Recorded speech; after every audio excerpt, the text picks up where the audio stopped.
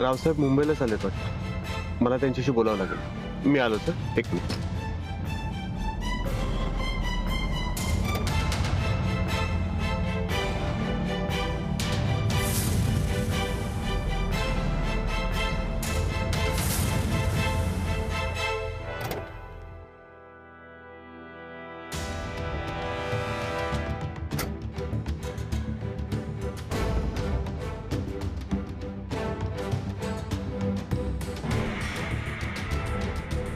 तुम्ही मुंबईला निघालात का?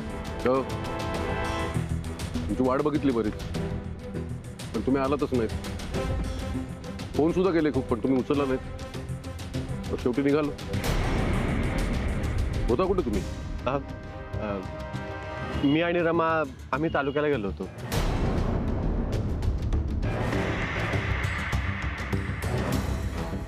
कशाला? त्यांची तब्येत बरी नाहीये, म्हणजे त्यांना ताप आला होता आणि त्यात त्यांचा परीक्षेचा पहिला पेपर. राजकुमार त्यांना बाईकवर घेऊन चालला होता, पण मलाच बघवलं नाही. त्यांना एवढी अभ्यासाची इच्छा आहे आणि म्हटलं मीच तुम्हाला घेऊन जातो. दिली आता त्यांनी परीक्षा दिली. मला सुद्धा खूप आनंद झाला की एका शिकू इच्छिणाऱ्या मुलीसाठी मी काहीतरी केल्याचं समाधान मिळालं. चांगलंय. आपल्या मतदारसंघातल्या लोकांची आपणच काळजी घेतली पाहिजे, विशेषतः महिलांची. आपल्या गावातली जर मुलगी चांगल्या मार्काने पास होत असेल तर आपल्या गावचंच नाव मोठं होईल, नाही का? राजकारणात आलेली कुठलीच संधी सोडता कामा नये प्रतापराव. कुठली संधी सोनं करेल काही सांगता येत नाही, पण कधीतरी आई बापाने काळजीपोटी केलेले फोन पण उचलत जा. आम्हाला सुद्धा तुमच्या कुशलीचा वृत्तांत कळेल. हो, चला येतो आम्ही.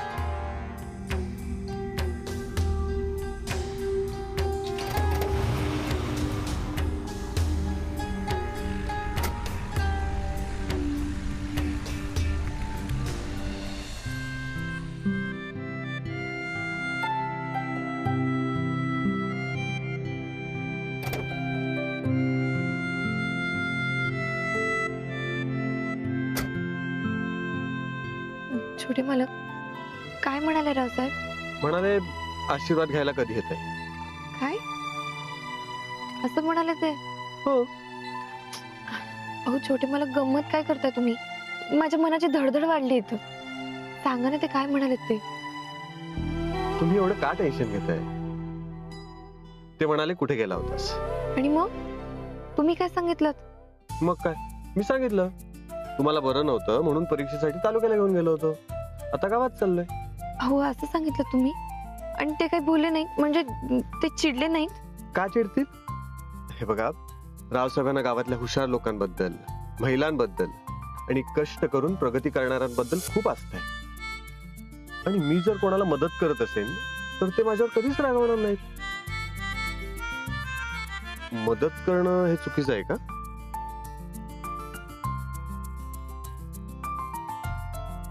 काय झालं? तुम्ही शांत का झालात? रमा, कसला विचार करताय? छोटे मालक, जेव्हा रावसाहेबांना आपल्याबद्दल कळेल तेव्हा काय? तेव्हा बी ते असंच शांत राहतील का? रमा, मला असं वाटतं हा खूप मोठा विषय आहे. आपण या विषयावर नंतर बोलूया का? पण त्याचा अर्थ असा नाहीये की मी हा विषय टाळतोय. आता सध्या तुमची परीक्षा सुरू, त्यामुळे तुम्ही लक्ष फक्त परीक्षेकडे केंद्रित करा. तुम्ही अजिबात कुठलाही विचार करू नका. ओके? फक्त अभ्यासाचा विचार करा. रमा, योग्य वेळ आली ना की मी रावसाहेबांना सगळं सांगणार. काय? हो, कारण इतर कोणाकडून कळण्यापेक्षा मी सांगितलेलं कधीही चांगलं. रमा, आपण प्रेम केलंय. प्रेम करणं हा गुन्हा नाहीये. आणि मला खात्री आहे की मी आपल्याबद्दल रावसाहेबांना सगळं काही पटवून देऊ शकतो. तुम्ही निश्चिंत राहा. ओके? निघायचं? बाय. पर छोटे मालक, गाडी आधी वाड्यावरच घ्या. मामी तिकडे वाट बघते म्हणून म्हटलं मला भेटायचं आहे तिला. ठीक आहे, मी तुम्हाला वाड्यावर सोडतो आणि मग पुढे जातो. तुम्ही जरा आराम करा आणि नंतर उद्याच्या पेपरच्या तयारीला लागा. बाय. चालेल?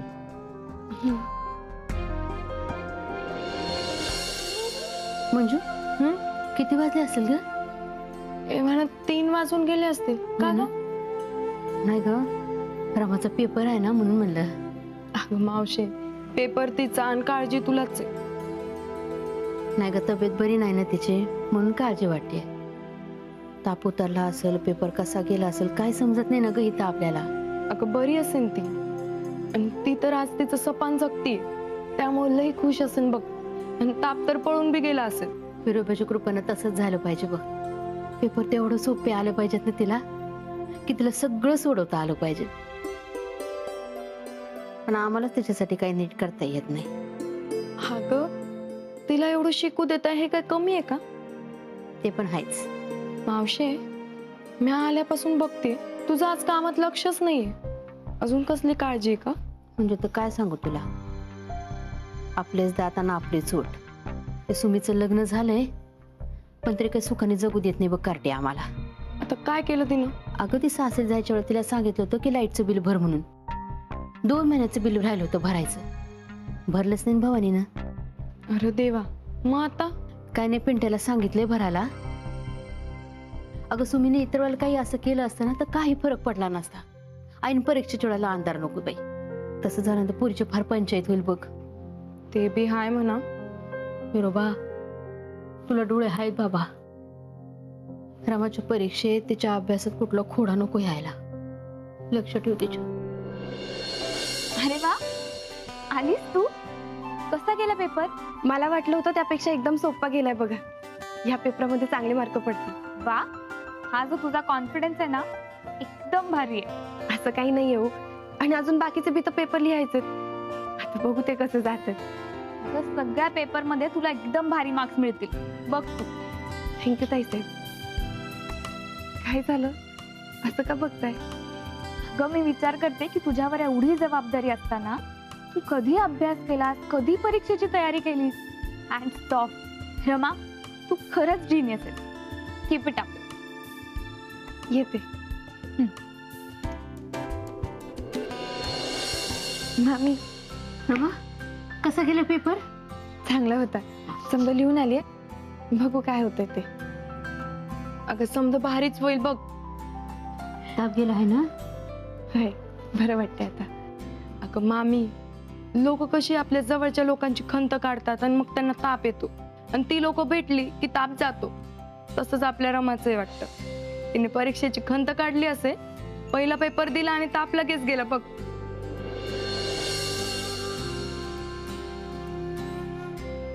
मामी, अगं काय झालं तुला? इतकी शांत शांत काय? काय नाही ग, सुमीला लाईटचं बिल भरायला सांगितलं होतं. काय माहिती भरलंय की नाही. आणि परीक्षेच्या वेळेला काही गोंधळ नको बाई, अंधार नको तुझ्या परीक्षेच्या वेळेला. अगं एवढंच ना, तू नको काळजी करू, आपण बघू काहीतरी. रमा, अगं कसा झाला पेपर? छान होता. चांगलंय. आता उद्याही असेल ना? जी हाय ना. अगं मग तू इथे काय करतेयस? घरी जायचं होतंस ना, जरा आराम केला असतास आणि मग उद्याच्या परीक्षेची तयारी केली असतीस.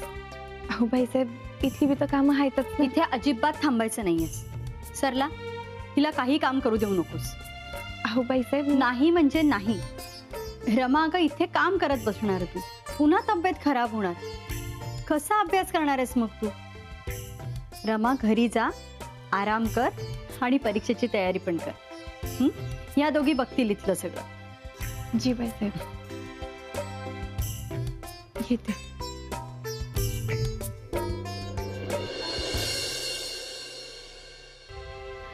या सुमीमुळे अंधारात राहायची वेळ आल्या आपल्यावर. मला वाटलंच होतं काहीतरी घोळ घालणारे कार्टी. लाईटचं बिल भरलंच नाही तिनं. सरला चूक तिची नाही बरं का, चूक तुझीच आहे. माझी हा मग, अगं तुझ्या तर हिमतीला दादच द्यायला पाहिजे बघ. म्हणजे इतक्या वेळा सुमेमुळे आपण तोंडावर आपटलोय, तरी पण तिलाच काम सांगतेस. भारी आहे. कर चूक झाली माझी. एक मुस्काडात मीच मला मारून गेलं पाहिजे. नाही का, अगं तसं नाही. त्या कुबेरानं जरी सुमीवर विश्वास ठेवला का नाही, तरी त्याला कर्ज काढावं लागेल एक दिवशी. आणि तुमच्या भरोश्यावर राहून आम्ही अंधारात राहिलोय. नाही तर काय. हे तुला बिल भरायला पैसे दिले होते ना, काय झालं त्याचं? जाऊन आलो मी तिथं, बिल पण भरलं. त्यांनी सांगितलं वायरमन आज नाही म्हणून उद्या येईल. उद्या होईल का? अरे थोडं मागं लागलं असतास ना, झालं असतं काम. थोडा वेळ थांबायचं ना. थांबायचं आधी जायला तिथं लाज वाटत होती मला. काय का आता घरातलं काम करायला लाज कशाला वाटायला पाहिजे पिंट्या? घरचं काम म्हणजे काय लय मोठं अभिमानाचं काम होतं का? कशाला जायचं होतं तिथं बिल भरायला? का आता घरची लाईट कट झाली म्हणून? गावच्या एका दाढाडीच्या कार्यकर्त्याच्या घरची लाईट कट होते. गाडीचं कार्य करता. ती सुमी समोर येऊ दे, तिला ना जाडणारच आहे चांगली. नाही नाही, बघ ना, इथं आपण अंधारात राहतोय आणि ती सासरी मस्तपैकी आरामात झोपली असेल हवा खात. आपलं जाऊ दे. ती रमा बघा बाय जाऊन अभ्यासाला बसले, अंधार येत. ए पिंट्या बाजून बघ जरा तिच्याकडे. काय करावं ना, काहीच कळना झालंय.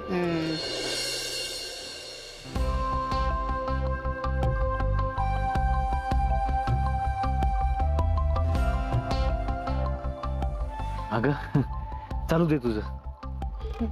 सॉरी तुला त्रास झाला ना? नाही म्हणजे मी एवढंच विचारायला आलो होतो की तुला काही हवंय नकोय. पाणी देऊ का तुला? अरे नाही नाही, नको, मला नकोय पाणी. थँक्यू.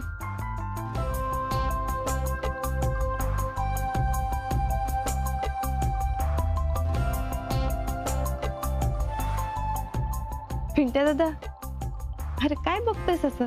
नाही काय नाही, तुला नीट दिसतंय का नाही ते बघत होतो.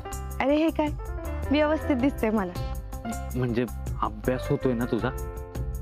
भाई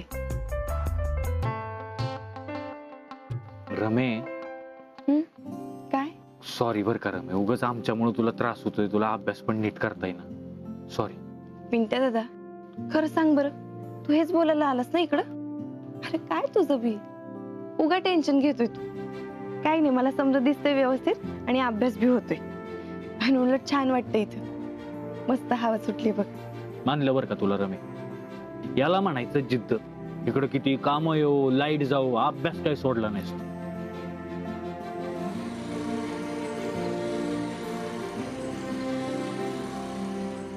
तेजुताई,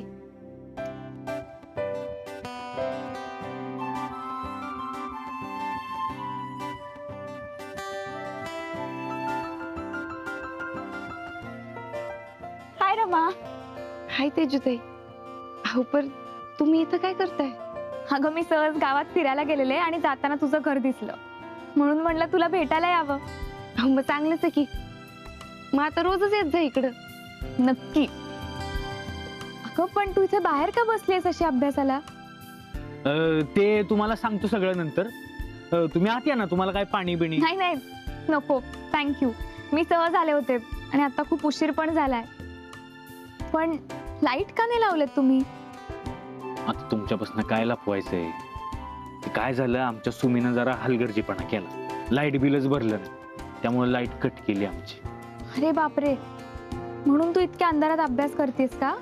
अगं पण तुझा पेपर आहे ना रमा उद्या, तर रात्रभर इथेच बसणार आहेस का? हो ताईसाहेब, होतोय माझा अभ्यास आणि कंदिलाचा प्रकाश पुरेसा आहे. एवढा प्रकाश पुरे आहे का? वा. थांब, मी तुझ्याशी नाही सरला मावशीशीच बोलते. अहो पण भांडे सगळे पाडून ठेवले. अगं, अंधार होता. सरला मावशी. आई साहेब, आहो, ये, बस बस बस इथं. ए जरा काहीतरी घेऊन ये ना त्यांना. नाही नाही नको, मला काहीच नको. अहो पण आता असं अचानक कसं काय आलं तुम्ही? मावशी अगं ते महत्वाचं नाहीये, मला थोडं बोलायचं होतं म्हणून आले मी. बोला की मग. मी आत्ता पाहिलं की रमा बाहेर बसून कंदिलाच्या एवढ्याशा प्रकाशात अभ्यास करत होती.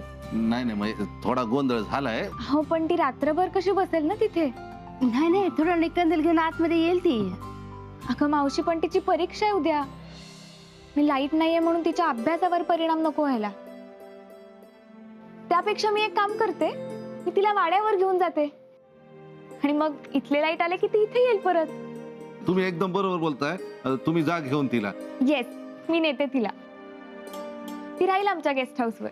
नाही, तुमचं म्हणणं बरोबर आहे, पण रमा. मी बोलेन तिच्याशी, ती ऐकेल ना माझं. ऐकेल ऐकेल. खरंच सांगतो, देवानं धाडल्यासारखं आलात तुम्ही. आमचं काय, आम्ही अंधारात राहू, आम्ही तराच बघू, पण पुरीची परीक्षा आहे. नाही नाही, तुम्ही अजिबात काळजी करू नका, मी घेऊन जाईन तिला. हळवा अंधार आहे. हा.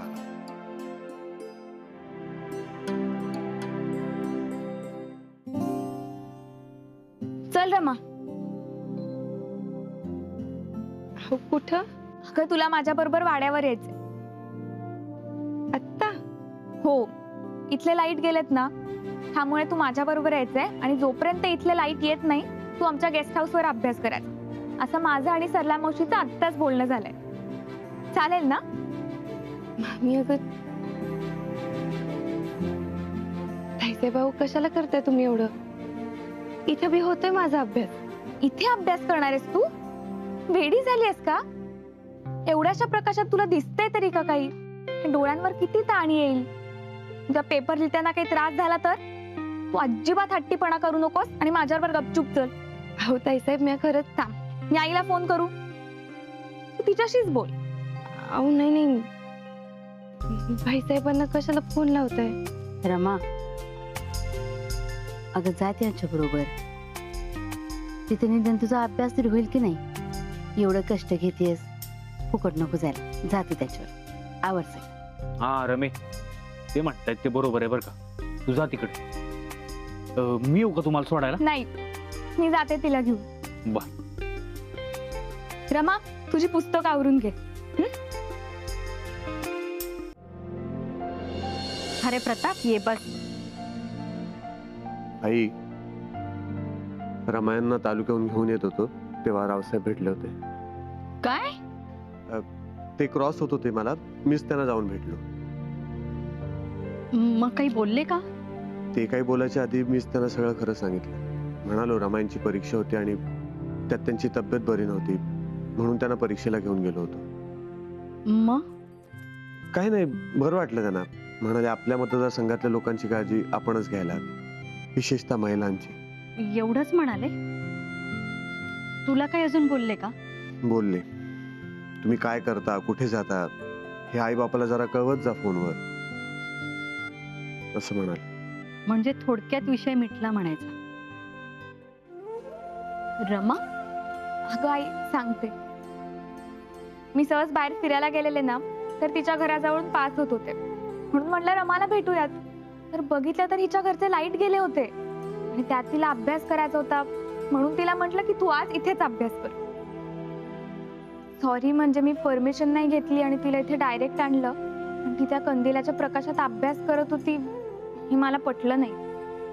ती आपल्या गेस्ट रूम मध्ये अभ्यास करू शकेल. चालेल ना? बरंच केलंस तिला इथे आणलंस.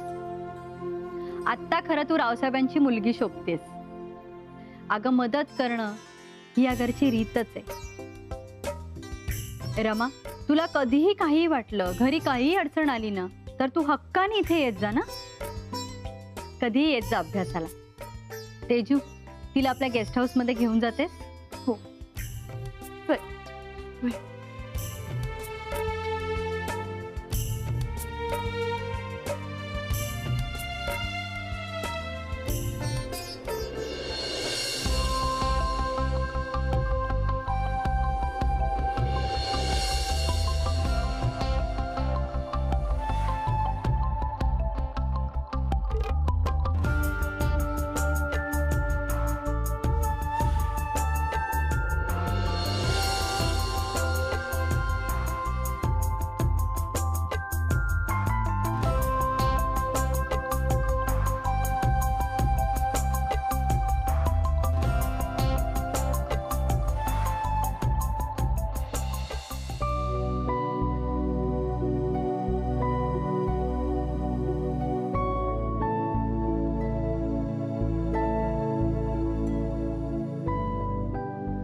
नको,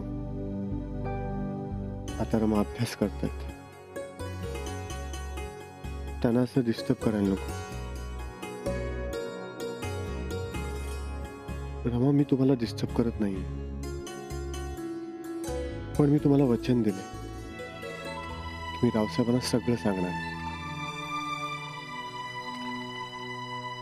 तुम्ही हे असं आमच्या गेस्ट हाऊस मध्ये घराच्या बाहेर राहणं मला नाही आवडले.